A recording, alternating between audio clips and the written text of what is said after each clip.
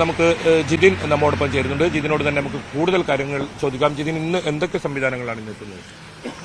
മിനിഞ്ഞാന്നുണ്ടായിരുന്ന അതേ എല്ലാ സംവിധാനങ്ങളും ഇന്നും തുടരും എന്നാണ് കലക്ടറുടെ ഭാഗത്തു നിന്ന് ഞാൻ ചോദിച്ചപ്പോൾ അറിയാൻ പറ്റിയത്. തീർച്ചയായിട്ടും അതിന്റെ കൂടെ തന്നെ ക്രെയിൻ സംവിധാനങ്ങളും ഇന്ന് എത്തിച്ചേരുമെന്നാണ് പോലീസ് ഉദ്യോഗസ്ഥരും പിന്നെ അവിടുത്തെ ക്രെയിൻ ഓപ്പറേറ്റേഴ്സും പറഞ്ഞിരിക്കുന്നത്. ഇന്ന് ഇവിടെ തിരച്ചിലുണ്ടാകുമെന്നാണ് അറിയിച്ചത്.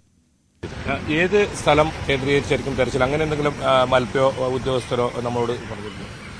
അല്ല, നമ്മുടെ ഔദ്യോഗികമായിട്ട് അങ്ങനെ പറഞ്ഞിട്ടില്ല. എങ്കിൽ കൂടിയിട്ട് മൽപ്പേ പറഞ്ഞ ഔദ്യോഗികമായിട്ടല്ല, ഞങ്ങളോട് പേഴ്സണൽ പറഞ്ഞ പ്രകാരം മരങ്ങൾ എല്ലാം എടുത്തു മാറ്റുന്നതിന് വേണ്ടിയിട്ടാണ് ഈ ക്രെയിൻ വന്നുകൊണ്ടിരിക്കുന്നത്.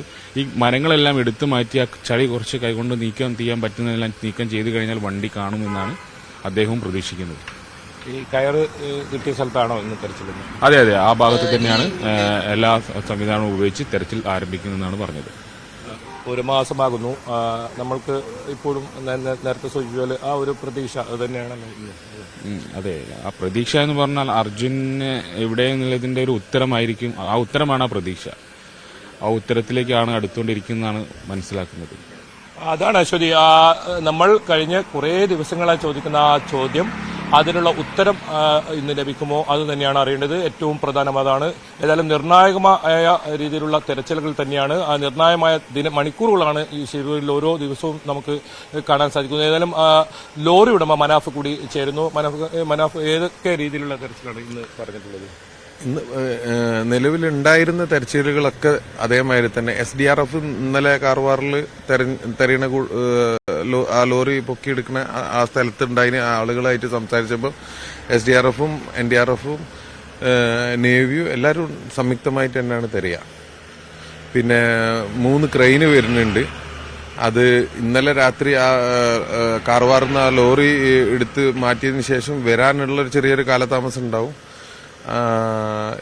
3 ക്രെയിനുകളും കരയിൽ നിർത്തിയിട്ട് തെരയേണ്ടതാണ്. കരയിൽ ഈ 3 ക്രെയിനുകൾ നിർത്തുക എന്ന് പറയുന്നത് ഇപ്പോൾ ഒരു അവരാണെങ്കിൽ ആ റോഡ് മുഴുവൻ അതെ, റോഡൊക്കെ ടാർ ചെയ്ത് ബാരിക്കേഡൊക്കെ വെച്ച് കഴിഞ്ഞതാണ്. ഇനിയിപ്പോൾ അതൊക്കെ ഇന്നിപ്പോൾ എങ്ങനെ ഇവര് ജില്ലാധികാരികൾ എങ്ങനെ അതൊക്കെ പൊളിച്ചു മാറ്റുക എന്താന്നുള്ളത് അറിയില്ല. റോപ്പ് ഇട്ടിട്ട് പുഴയിലുള്ള ആ മഡിന്റെ ഇടയിൽ നിന്ന് മരങ്ങളൊക്കെ എടുത്ത് വലിച്ചു കയറ്റും. നമ്മുടെ കഴിഞ്ഞ ദിവസം സൂചിപ്പിച്ച ഡ്രഡ്ജർ ഗോവയിൽ നിന്നുള്ള അതിന് അതേപോലെ രീതിയിൽ മുന്നോട്ട് പോകുന്ന കാര്യങ്ങൾ അത് തിങ്കളാഴ്ച എത്തും എന്ന് തന്നെയാണ് പ്രതീക്ഷിക്കുന്നത്. തിങ്കളാഴ്ച എത്തുന്ന തന്നെയാണ് പ്രതീക്ഷ.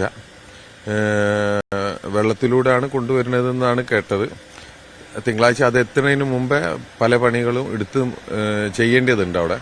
അതിപ്പം പക്ഷെ അത് ആ ഡ്രഡ്ജർ എത്തുന്നതിന് മുമ്പ് തന്നെ നമുക്ക് അർജന്റീനിലെത്താൻ കഴിയും എന്നൊരു പ്രതീക്ഷ കൂടി ഉണ്ട് അല്ലേ?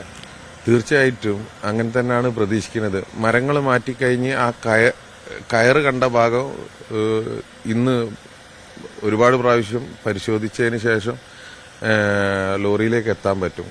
കയറാണ് ഏറ്റവും വലിയ ഒരു പ്രതീക്ഷ. അശ്വതി, അതാണ് ഇന്നലെ ഈ